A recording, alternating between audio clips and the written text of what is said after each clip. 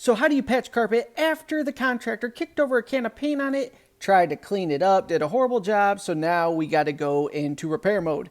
What's good? It's Michael Alder here from CarpetExpertBlueprint.com, and in this video I am sharing a strategy on how you could patch in a big old area of carpet after somebody has kicked over a paint bucket on it. So here's the scenario. This house was installed a couple months ago and it's hitting the market. They were doing touch-up paint in the house, and the contractor that was doing touch-up paint kicked over a paint bucket, not once, but twice, two different areas. So we are patching these in for the homeowner. So here's the trick to this though. We did two different phases in here. So we are stealing the carpet out of the closet from phase 2 to patch the carpet of phase 1. But there's a small problem. There's going to be a slight dye lot issue. Not the end of the world. It blended in pretty well, but to the trained eye, you still can notice it. We'll talk about that in the end though.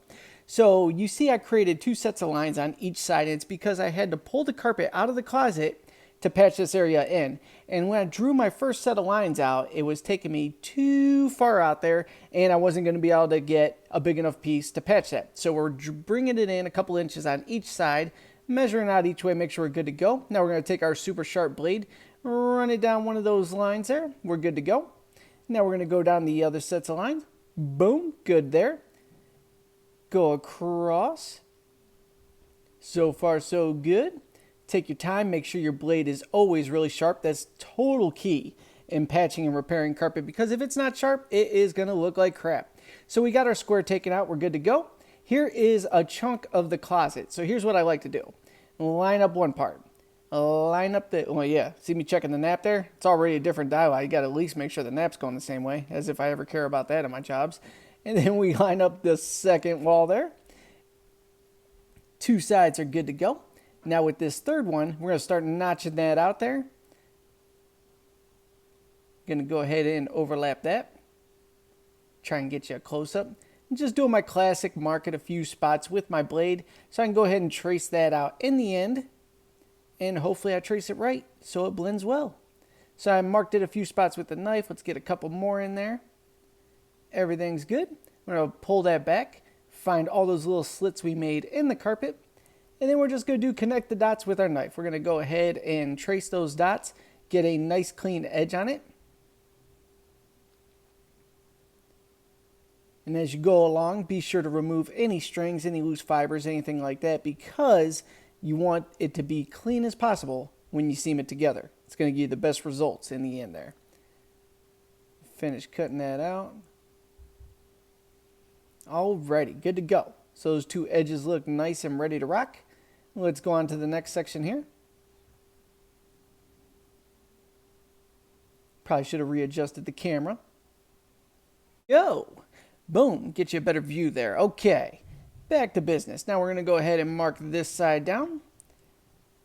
Same scenario, sharp blade all the way down. Peel it back there. Trace those dots.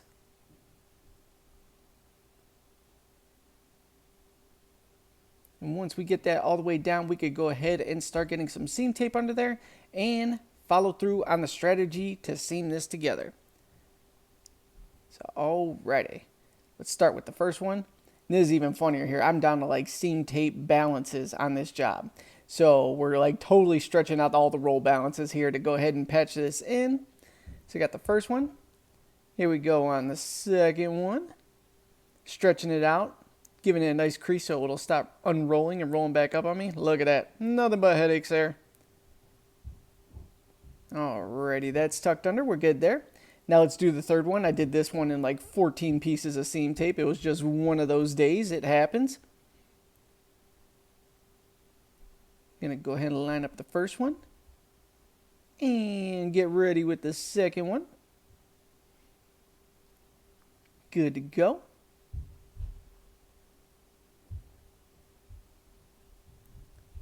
And we're going to line up the third. As I crawl all over this thing. Good, good, good. One more little piece for good measure. And we will be ready to burn this together. Alrighty, let's get down to business here. Take your seam iron.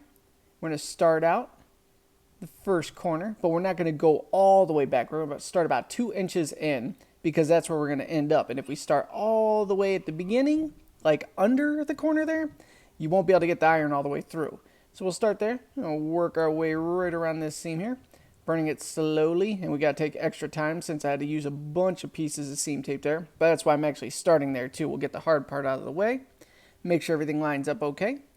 Blend it in with my fingertips, blend it in with the tractor. A little better option on this one. You could definitely see the dye lot difference on this, but you pick your poison. You either do a dye lot patch or you deal with the paint patch.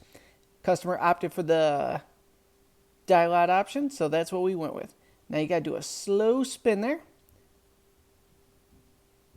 Good to go. Let that sit there for a few seconds, and we'll start dragging it along.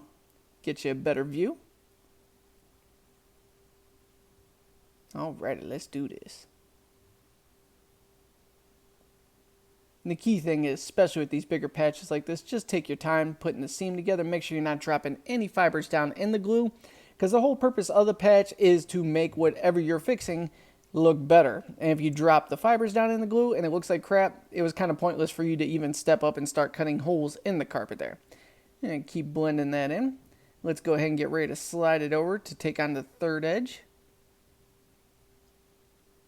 That's probably the biggest trick to this, is getting the iron to spin without pulling the tape out of where you need it to sit at and without getting glue on the edges if you get too aggressive there.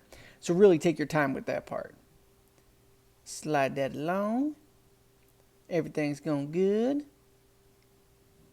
Blend it in as you go. It's funny, from this angle the dye lot doesn't look bad, but when you get that close up on it, you're like, ugh, I don't like that. Alrighty, down to our final corner here. Let's go.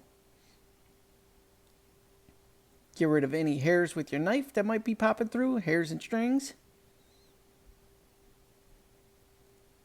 Let's grab that iron, do that spin. Alrighty, we are on the home stretch here. I don't know if I caught it with the camera here. I got a bad angle going right there, so hopefully I adjust that. I can't remember if I do or not, because that is key, knowing how to pull the iron out of the seam without making a hot mess of everything. So let's see if I actually came through on that one. Good there. Slide it forward. Come on, Mike. There we go. Glad I caught that. Now, here's where we pulled out. See how I slid it back a little bit there? I'm going to cut a little slit on the side just to make it manageable to get it out of there. And see how easy that was, even with a sped up camera? No issues. Then just take your tractor, blend it in, let it dry, blend it in again, stretch it in if need be, and you're good to go. That's how you patch and replace a paint spill on your carpet. Thank you so much for tuning in.